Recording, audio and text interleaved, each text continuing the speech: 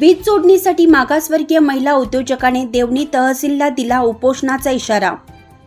मागासवर्गीय महिला असल्याने तहसीलदारांकडून होते अडवणूक। देवणी तालुक्यातील वलांडी येथे मीना नवनाथ सोनकवडे यांचे तिरुपती खडी केंद्र या नावाने जवळगा वलांडी या मुख्य रस्त्यावर इस्मालवाडी तालुका देवणी येथे त्यांचे उद्योग आहेत। गेल्या कित्येक वर्षापासून या खडी केंद्र उद्योगाने शासनाचे महसूल भरून हा उद्योग चालवत आहे। मात्र काही दिवसापूर्वी या खडी केंद्राचे वीज प्रवाह बंद केले होते। संबंधित महिला उद्योजकाने हे वीज बिल भरलं असून खंडित केलेले वीज चालू करण्यासाठी वीज भरणा केलेली पावतीसह संबंधित तहसील कार्यालयातील विभागांना दिलं असून त्यांनी केवळ महिला असल्याने वीज जोडणीसाठी वारंवार तहसीलदारांना निवेदन देऊनही वीज जोडणी होत नसल्याने व देवणी तहसील प्रशासनाकडून वीज जोडण्याचे आदेश मिळत नसल्याने महिला उद्योजक आर्थिक अडचणीत आली आहे। यासाठी संबंधित महिलेने देवणी तहसीलला उपोषण करण्याचा इशारा दिला आहे।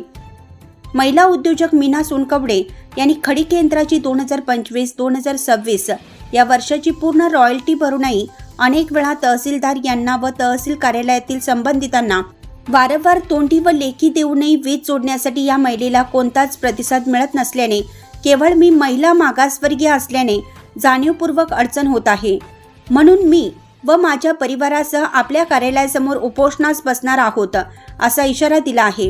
तरी संबंधित वरिष्ठ अधिकाऱ्याने या सर्व गोष्टीचा विचार करून महिला उद्योजकाला न्याय द्यावा अशी मागणी करत आहे।